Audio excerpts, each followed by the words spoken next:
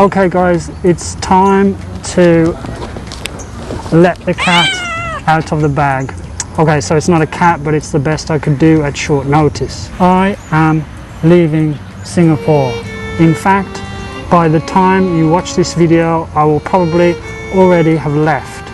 The reason? Well, it's the same reason that we moved to Singapore in the first place 6 years ago. Work. A few months ago, my wife was offered an amazing opportunity with Taiwan's biggest and most famous company. And as movie mafia types would say, it was an offer she couldn't refuse. So, being a patriotic Taiwanese, she decided to take it. And being a family, that means we all go together as a family. Although that's not strictly true, because my wife and daughter left Singapore in late January, early February. But my son and I, we wanted to stay a bit longer. He, so he could finish his school semester, and me, because I was in the middle of working on a special project. Oh, shit. Anyway, so that's what happened, and consequently, me and Didi have been here in Singapore for the last 3 months alone, enjoying some quality bro time together. That's also why I had to stop doing Chinese subtitles on my videos, as my wife was my low-cost, yet not low-maintenance, proofreader. So on to today's video, what I'll miss about Singapore. Singapore definitely has a homely feel for Brits. A lot of British things are quite well known here and popular. Brompton, for instance, and most Singaporeans just understand Brits. Whether they like them or not, that's a different matter, but they do understand them. When I arrived here, the music on the local radio stations immediately made me feel at home. Also, you've got this deep-rooted football culture, which for a football fanatic like myself is great. You can basically strike up a conversation with anybody about the beautiful game. Although I have to say, there are not too many Wolves fans here. Maybe we need to start winning stuff. Singapore, as we found out, is a great place to use as a base to travel around Southeast Asia and beyond. Pre-COVID, I used to love just hopping across the border to go hiking in Malaysia, or whipping across to Batam and Bintan for a lovely relaxing weekend. So I know that's not a particularly important concern these days, but in the post-COVID world, it's such a great place to be in Singapore, as you can travel around Asia cheaply and conveniently. So that's another thing that I'll definitely miss when I'm back in Taiwan. I know I said in my Taiwan-Singapore comparison video a while back that I preferred Taiwan's weather, but I still feel I will miss the weather here after I leave. While I certainly won't miss walking in the direct sunlight between 10 AM and 4 PM during the hot periods of the year, and having to have a shower 3 times a day in the summer, I definitely think I will miss the ability to exercise or eat al fresco pretty much 365 days a year. That is a luxury you don't appreciate until you lose it. Now, I wouldn't have said this a couple of years ago, but I will now really miss the food here. Ever since I started to explore the island, I've discovered a lot of places that I now love to eat at, and many dishes that I'd never eaten before. It's not that bad though, as Taiwan has a lot of really good food too, and I'm looking forward to falling back in love with the Taiwan food scene. But I will definitely miss Malay and Indonesian food, as it's not that common in Taiwan. You can get Indonesian food in Taiwan because they have quite a few migrant workers, but I don't ever recall seeing Malay food in Taiwan. If anybody knows any different, then please let me know in the comments. I think the main misses for me will be curry puff and kueh, like kueh lapis and all the other different ones that I've tried in my past videos, so I'm gonna really miss those. Now, I grew up in a working class family in the UK, so the notion of having a domestic helper to me when I arrived in Singapore was completely alien. It took several months for my wife and I to get used to having a stranger living with us. But after 5.5 years, we quickly got used to the convenience, and we will definitely miss her.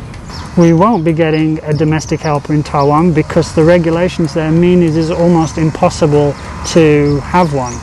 And while I'm actually looking forward to being able to cook more, I'm definitely not looking forward to doing the laundry and cleaning the house. Still, on the bright side, my kids are a little bit older now, so I guess I can just pay them to do the chores instead. I'm also going to miss my honorary knighthood. Another thing I found really hard to get used to when I arrived in Singapore was being called sir all the time.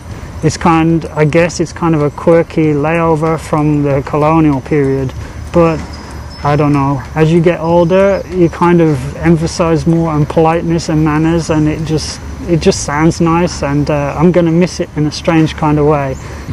Besides, it's much better than being called 老外 and 美国人, which is what I'll get called in Taiwan.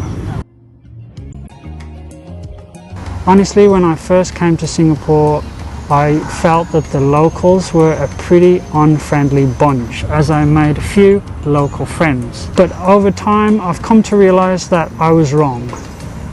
Looking back, it was probably more to do with the fact that I was working at home the whole time, and I didn't really have a chance to get out much and meet too many locals. That all changed when I started doing my channel. I got out more and met more people, and came to realize that the people here are just as friendly as people anywhere else in the world. It's just a case of breaking the ice, although the ice was pretty thick. On a few occasions since my channel became popular, people have gone out of their way to say hi to me. They've come over and brought me beers and brought me food, and it's just been amazing. Then there's my neighbor. When she found out that I was leaving a few weeks ago, she started to cook for me. And over the last few weeks, she has been delivering delicious, home-cooked Singaporean food to me on a regular basis. I genuinely feel guilty. She has made me so much food. So thank you, Auntie Next Door. You are really too kind. And you've created a precious memory of Singapore for me. I'd also like to say a really big thank you to all my subscribers, those of you who've made an effort to say hi, and all of you who support me by watching my channel, sending me messages, and of course buying me a coffee.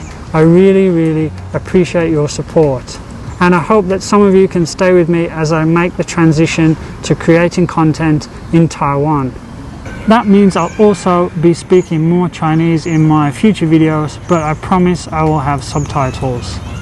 I do realize that Taiwan may not be as interesting to many of you, but I also know that Taiwan has a special place in the heart of quite a few Singaporeans, especially UNS guys. For the rest of you, there will be lots of culture, food, and beautiful scenery to enjoy, as well as a bit of history. Once I get settled, I'm hoping to start doing guided walks, hikes, and also cycling trips.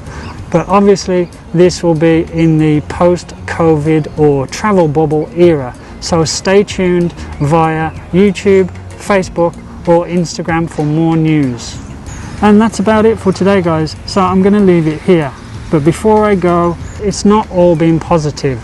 I'd also like to give a quick mention to some of the things I definitely won't miss about Singapore.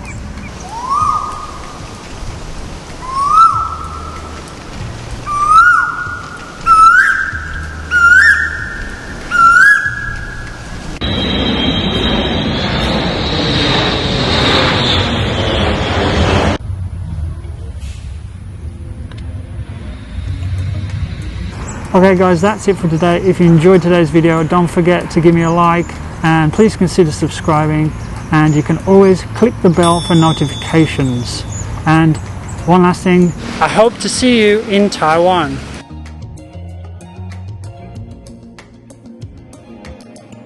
And now that I've left Singapore, I have one really big problem. What am I going to do with all these shorts?